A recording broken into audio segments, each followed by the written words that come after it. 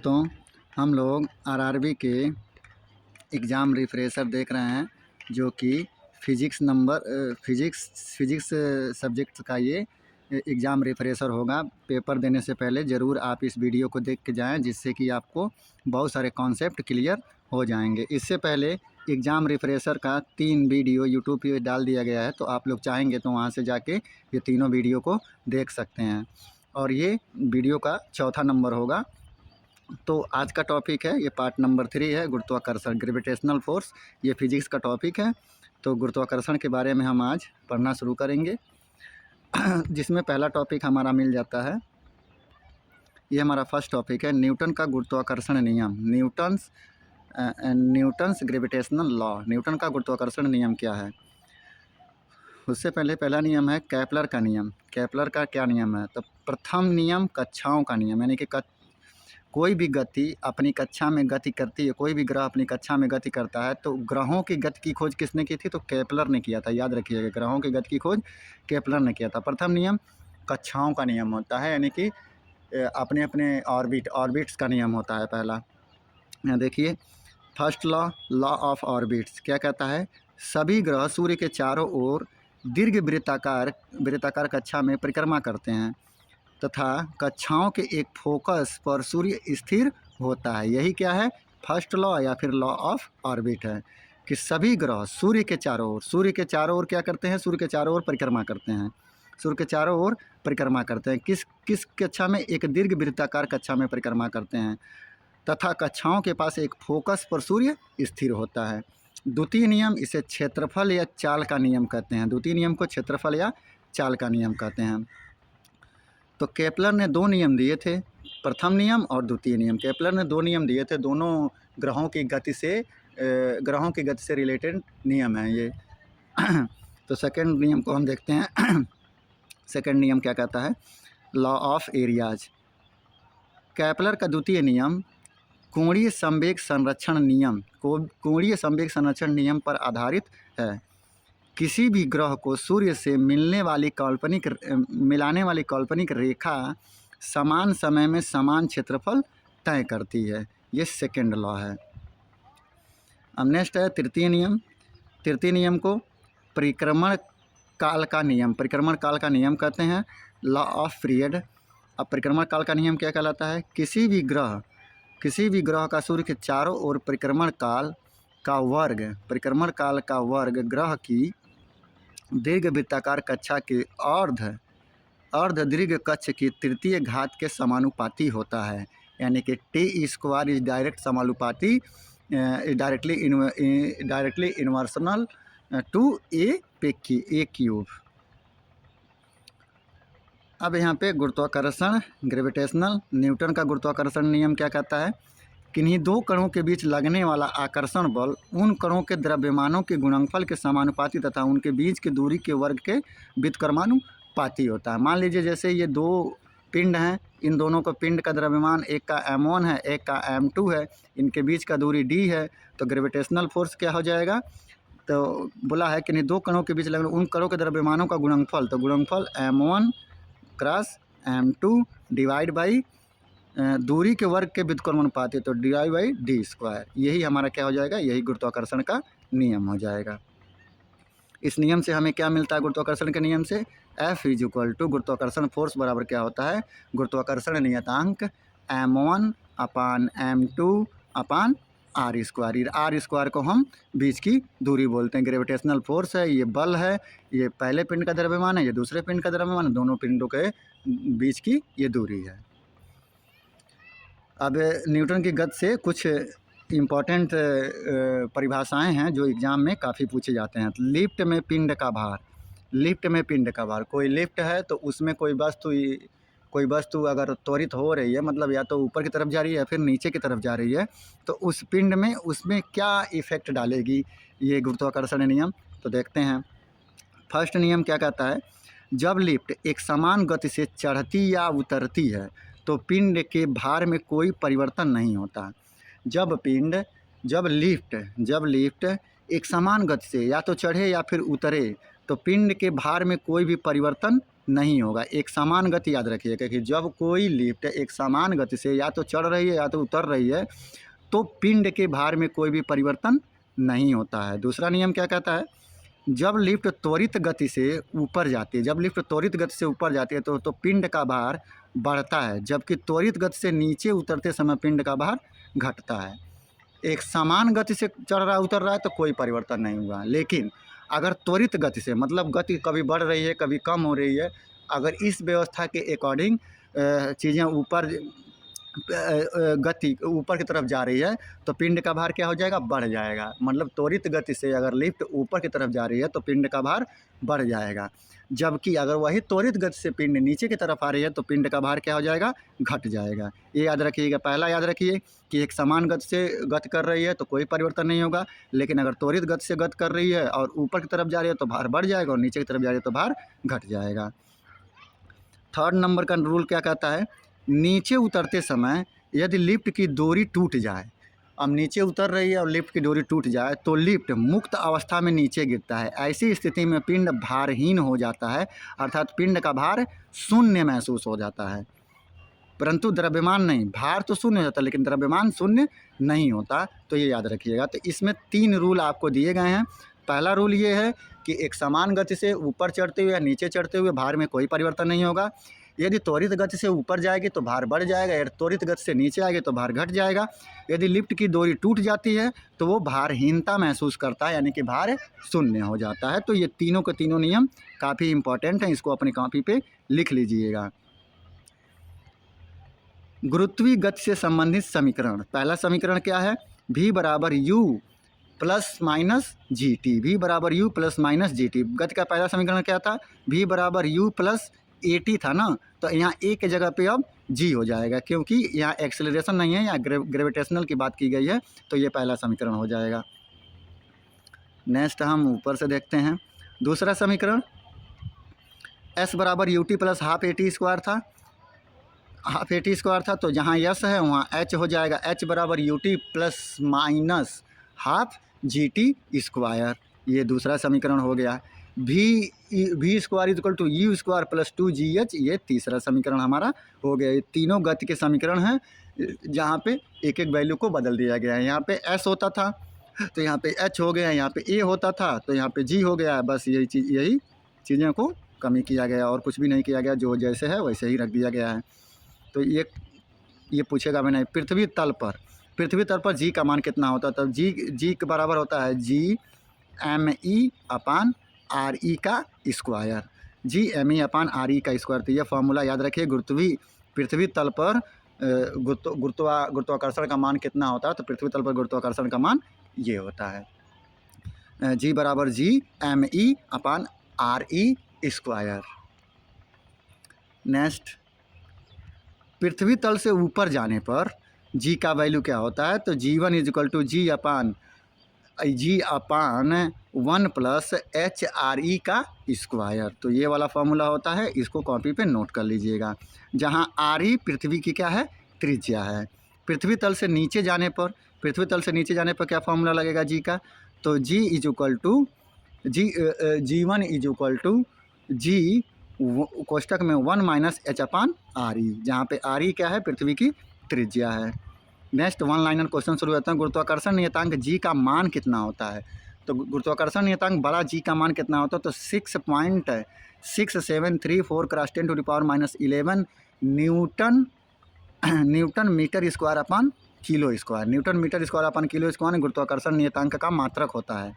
और इसकी वैल्यू कितनी होती है, तो 6.6734 cross 10 to the power minus 11 होती है।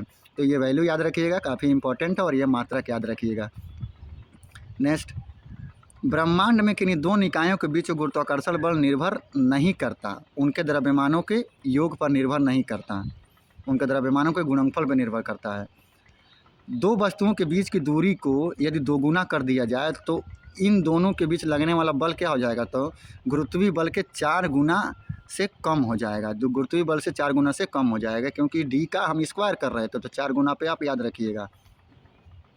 नेक्स्ट, पृथ्वी वस्तुओं को अपनी ओर आकर्षित करती है। इसका कारण क्या है? तो इसका कारण है गुरुत्वाकर्षण बल। किसी वस्तु पर लगने वाला गुरुत्वाकर्षण बल को कहा जाता है? तो किसी वस्तु पर लगने वाले गुरुत्वाकर्षण बल को ही हम भार कहते हैं। किसी वस्तु पर लगने वाले गुरुत्वाकर्षण बल को ही हम क्या कहते हैं? भार कहते हैं। नेक्स्ट, सार्वत्रिक गुरुत्वाकर्षण नियतांक जी की खोज किसने की थी? तो हेनरी कैंडविस ने की थी। हेनरी कैंडविस ने सार्वत्रिक गुरुत्वाकर्षण नियतांक की खोज की थी। जी की खोज किसने की थी? तो हेनरी कैंडविस ने की थी। काफ़ी इंपॉर्टेंट है, कॉपी पे लिख लीजिएगा, नहीं तो 2 बार वीडियो को देख लीजिएगा। गुरुत्वाकर्षण का सार्वभौमिक नियम लागू होता है। वस्तुओं के किसी भी युग्म पर यह नियम लागू होता है, जिसकी खोज हेनरी कैंडविस ने की थी। नेक्स्ट, किन्हीं दो स्थूल वस्तुओं के बीच लगने वाले आकर्षण बल को कहा जाता है? तो गुरुत्वाकर्षण बल कहा जाता है। बल हमारे सौरमंडल की संरचना को बनाए रखता है, तो गुरुत्वाकर्षण बल हमारे सौरमंडल की संरचना को बनाए रखता है। नियत गुरुत्वाकर्षण का चिन्ह क्या है? नियत गुरुत्वाकर्षण का चिन्ह है जी। सार्वत्रिक गुरुत्वाकर्षण का उदाहरण नहीं है। यह ब्लैक होल के घूर्णन में सहायक नहीं होता है। ब्लैक होल के घूमने में यह सहायक नहीं होता है गुरुत्वाकर्षण। गुरुत्वाकर्षण का नियम लागू होता है कि दो वस्तुओं की जोड़ी में गुरुत्वाकर्षण नियम लागू होता है। कोई 2 वस्तुओं पे ही गुरुत्वाकर्षण नियम लागू होगा, अकेले किसी पे गुरुत्वाकर्षण नियम लागू नहीं होता है।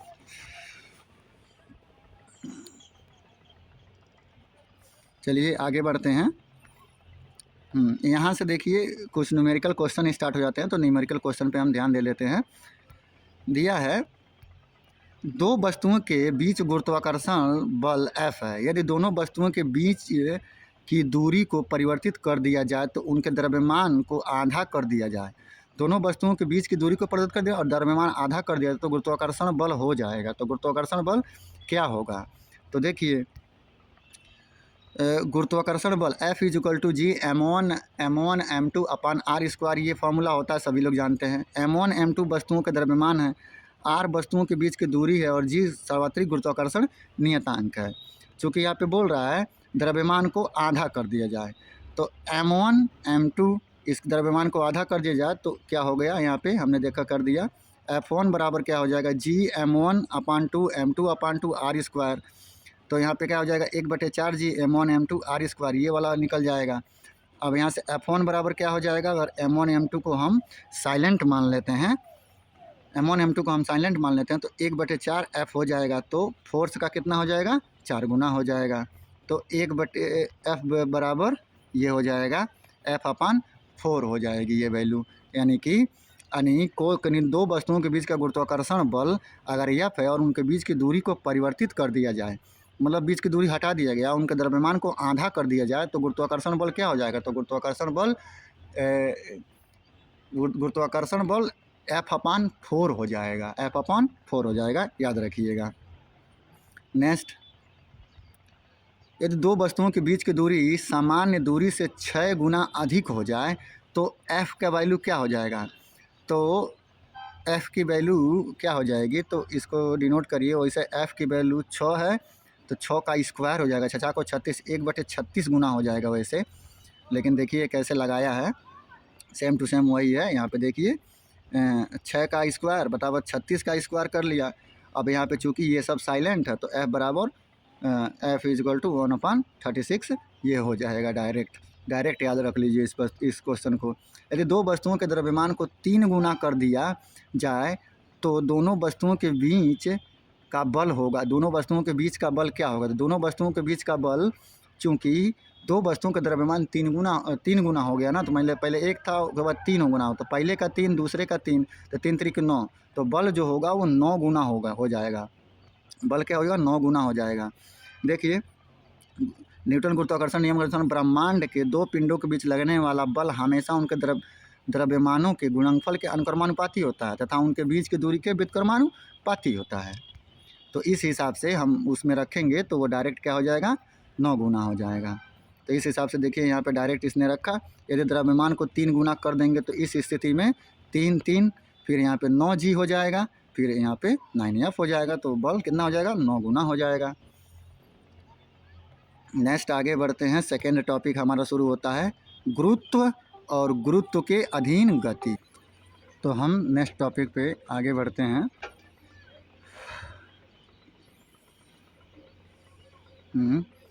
ये वाला हमारा टॉपिक है gravity and motion under gravity. मतलब ग्रेविटी के अंदर मोशन कैसे होता है और ग्रेविटी क्या चीज़ होती है। वन लाइनर क्वेश्चन दिया गया है इसमें, तो देखते हैं।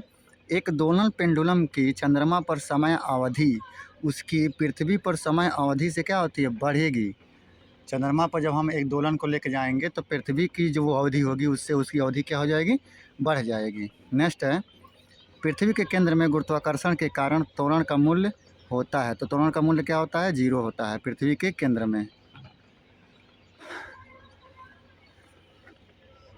पृथ्वी के केंद्र में त्वरण का मान 0, गुरुत्वीय त्वरण का मान 0 होता है। तो ये हमेशा याद रखिएगा। ये वाला मान लीजिए ये अर्थ है, तो ये मिडिल में यहाँ पे जी की वैल्यू लो होगी, लेकिन ध्रुवों पे जी की वैल्यू क्या होगी, हाई होगी। तो ये इम्पॉर्टेंट है, याद रखिएगा। नेक्स्ट, गुरुत्वाकर्षण के संदर्भ में जी को कहा जाता है गुरुत्वीय स्थिरांक कहा जाता है। जी को क्या कहा जाता है, गुरुत्वीय स्थिरांक कहा जाता है। किसी वस्तु का अधिकतम भार स्थिति में होगा पृथ्वी के ध्रुवों पे मैंने बोला ना, पोल पे भार उनका अधिकतम होगा। पृथ्वी वस्तुओं को अपनी ओर आकर्षित करती है, होता है गुरुत्वाकर्षण बल के कारण। पृथ्वी के केंद्र से r ऊंचाई पर स्थित व्यक्ति का वजन, जहां r पृथ्वी की त्रिज्या है, 1/4 हो जाता है। पृथ्वी के केंद्र से r ऊंचाई पर स्थित एक व्यक्ति का वजन 1/4 हो जाता है। कितना हो जाता है, 1/4 हो जाता है। नेक्स्ट, गुरुत्वाकर्षण बल खाली स्थान के बीच आकर्षण बल द्वारा परिभाषित होता है। तो दो द्रव्यमानों के बीच आकर्षण बल के द्वारा गुरुत्वाकर्षण बल परिभाषित होता है। गुरुत्व जी के कारण त्वरण क्या होता है, Gm/r² हो जाता है। पृथ्वी के केंद्र पर एक पिंड का भार होगा, क्या होगा, 0 होगा। पृथ्वी की सतह द्रव्यमान m और त्रिज्या r का गुरुत्वाकर्षण के कारण त्वरण खाली स्थान के अनुपातिक होते हैं, तो m/r² के अनुपातिक होते हैं। अधिक ऊंचाई पर उड़ने वाले हवाई जहाज में स्याही वाले पेन लीक होते हैं, क्यों, वायुमंडलीय दबाव के कारण। कि बाहरी पेन का बाहर का कम वायुमंडलीय दबाव, मतलब वायुमंडलीय दबाव के कारण। डायरेक्ट याद रखिए, यही जवाब देके चले आइए। नेक्स्ट है, पृथ्वी के चारों ओर चंद्रमा गति करती है, गुरुत्वीय बल के कारण गति करती है। नेक्स्ट है, पृथ्वी पर किसी वस्तु का भार चंद्रमा पर इसके भार का कितना गुना होता है, तो 6 गुना होता है।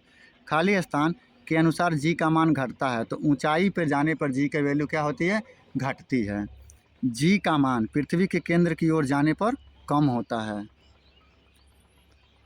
मुक्त रूप से गिरने के दौरान पिंड होता है भारहीन, मुक्त रूप से।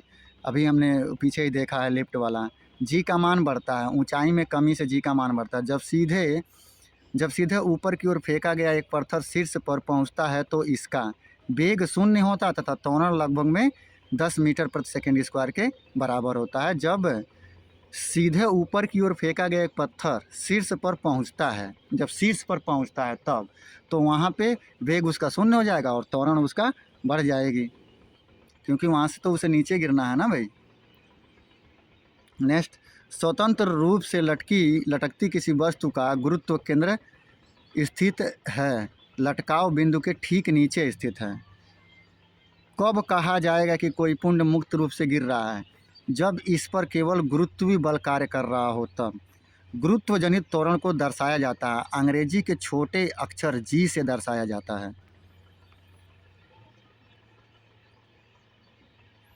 अब यहाँ पे संख्यात्मक यानी कि न्यूमेरिकल क्वेश्चन स्टार्ट होते हैं, तो इसको हम अगले वीडियो में देख लेंगे। ये वीडियो मात्र 18 मिनट का ही होगा, क्योंकि अभी हमें थोड़ा कुछ काम है, तो इसलिए हम वर्क करने जा रहे हैं। अभी अगले नंबर वीडियो में, यानी कि 5वें नंबर वीडियो में यहाँ से क्वेश्चंस आपको देखने को मिल जाएगा, तो आप टेंशन मत लीजिए। ऐसा है, चलिए देख ही लेते हैं, थोड़ा सा टाइम में लग जाएगा तो क्या हो जाएगा। चलिए यहाँ क्वेश्चन देखते हैं। कह रहा है, एक कार एक वरिगत भाग से गिरती है और 0.9 सेकेंड में भूमि पर गिरती है। मान लीजिए जी बराबर 10 मीटर पर सेकेंड स्क्वायर है, तो भूमि पर टकराने के दौरान इसकी चाल क्या होगी, उसकी चाल पूछ रहा है। जब भूमि पर टकराएगी तो हम वेग उसका पता करना है तो हम वेग गति के पहले समीकरण से पता कर लेते हैं। चूँकि u बराबर 0 है, क्योंकि प्रारंभिक वेग इसका क्या है, 0 है। और t बराबर 9 सेकेंड दिया है गति के पहले समीकरण से। v बराबर ut प्लस gt, तो v बराबर u 0 हो जाएगा, g हमारा 10 हो जाएगा, t हमारा इतना 9 मीटर प्रति सेकेंड इसकी चाल होगी। कितनी चाल होगी, 9 मीटर प्रति सेकेंड। बी वाला ऑप्शन इसका क्या हो जाएगा, सही हो जाएगा। नेक्स्ट, लंबवत ऊपर की ओर फेंकी गई एक गेंद जमीन पर 13.5 सेकंड में लौट आती है, उसे किस वेग से ऊपर फेंका गया था। तो किस वेग से ऊपर फेंका गया था। हाँ तो दोस्तों, यहाँ से थोड़ा हमें काम आ गया है, तो दूसरे नंबर क्वेश्चन से, दूसरे नंबर नहीं पहले नंबर क्वेश्चन से जो ये न्यूमेरिकल्स हैं इसको हम 5वें नंबर के वीडियो में देख लेंगे।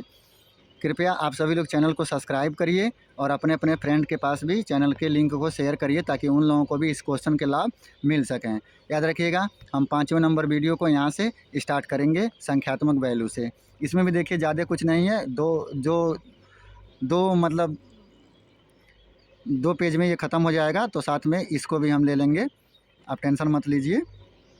तो ये भी आपका वीडियो मिल जाएगा, मतलब आपको पूरा का पूरा टॉपिक, फिजिक्स का पूरा टॉपिक ही मिल जाएगा। अभी फिजिक्स के बाद केमिस्ट्री और बायो भी आपको मिल जाएंगे, आप टेंशन मत लीजिए।